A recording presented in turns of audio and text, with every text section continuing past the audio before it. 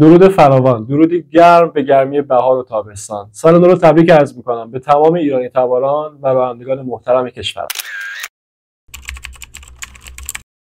بنده محمد رضا میر محمد، مدیریت هلدینگ میر محمد که سال جدید رو با شرایط خیلی خاص از جمله آفر، پروموشن و سورپرایز های خاص می‌خوایم در خدمت شما باشیم. مایلم که امسال با شرایط و مجموعه هلدینگ میر محمد که خانواده ما رو تشکیل میده آشنا بشید. خواهش میکنم همراه باشید تا جهت آشنایی بیشتر. بفرمایید.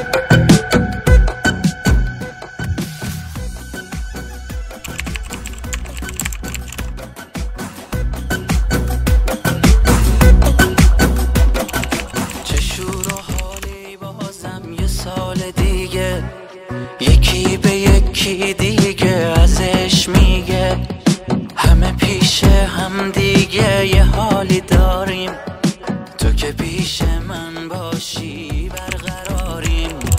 بهار سرسبز دلم یه سال تازه، به عشق تو امسال دنیا رازه، چه حال خوبی با تو یکی دلامون، من و تو وای سفر تو هوای بارون.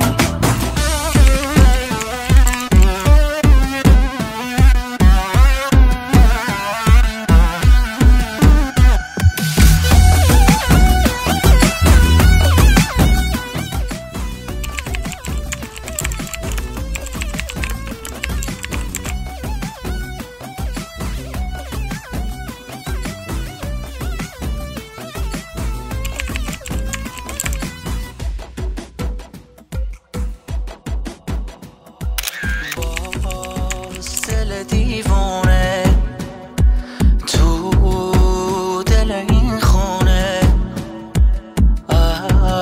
از عطر تو مست و این روزا مهمونه، عشق سر هر کوچه، شهر خوش و آرومه، خنده تو عشق و دیگه یه درمونه.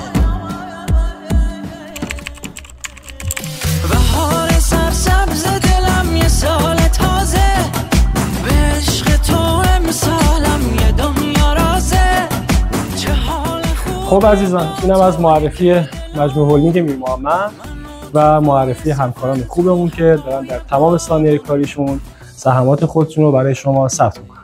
خواهش میکنم همراه بنده باشین جهت معرفی نمایشگاه هلدینگ میر محمد در شهرک تورو. بفرمایید. خواهش میکنم.